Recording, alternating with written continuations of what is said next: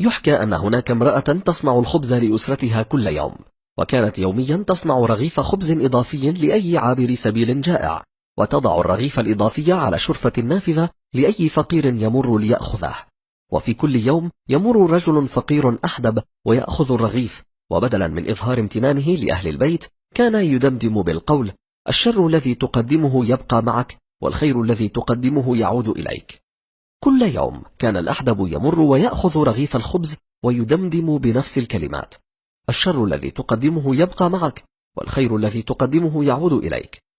بدأت المرأة بالشعور بالضيق لعدم إظهار الرجل للعرفان بالجميل والمعروف الذي تصنعه، وأخذت تحدث نفسها قائلة: كل يوم يمر هذا الأحدب ويردد جملته الغامضة وينصرف، ترى ماذا يقصد؟ وفي يوم من الأيام أضمرت في نفسها أمرا، وقررت: سوف أتخلص من هذا الأحدب. فقامت بإضافة بعض السم إلى رغيف الخبز الذي صنعته له، وكانت على وشك أن تضعه على النافذة، لكن بدأت يداها بالارتجاف. ما هذا الذي أفعله؟ قالت هذه الكلمات لنفسها وهي تلقي الرغيف ليحترق في النار، ثم قامت بصنع رغيف خبز آخر ووضعته على النافذة، وكما العادة جاء الأحدب وأخذ الرغيف ويدمدم: الشر الذي تقدمه يبقى معك، والخير الذي تقدمه يعود إليك. وانصرف إلى سبيله وهو غير مدرك للصراع في عقل المرأة. كل يوم كانت فيه المرأة تصنع الخبز كانت تصلي لابنها الذي غاب طويلا بحثا عن مستقبله، ولسنوات عديدة لم تصلها أي أنباء عنه، وكانت تتمنى عودته لها سالما. وفي ذلك اليوم الذي تخلصت فيه من رغيف الخبز المسموم دق الباب، ففتحت ووجدت ابنها واقفا بالباب.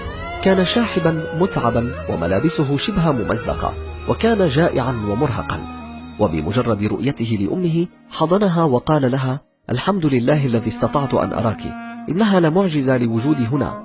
على مسافة أميال من هنا كنت مجهدا ومتعبا وأشعر بالإعياء لدرجة الانهيار في الطريق، وكدت أن أموت لولا مرور رجل أحدب بي. رجوته أن يعطيني أي طعام، وكان الرجل طيبا بقدر أن يعطيني رغيف خبز كامل، وأثناء إعطائه لي قال أن هذا طعامه كل يوم، واليوم سيعطيه لي لأن حاجتي أكبر كثيرا من حاجته. بمجرد أن سمعت الأم هذا الكلام شحبت وظهر الرعب على وجهها، واتكأت على الباب وتذكرت الرغيف المسموم الذي صنعته اليوم صباحا.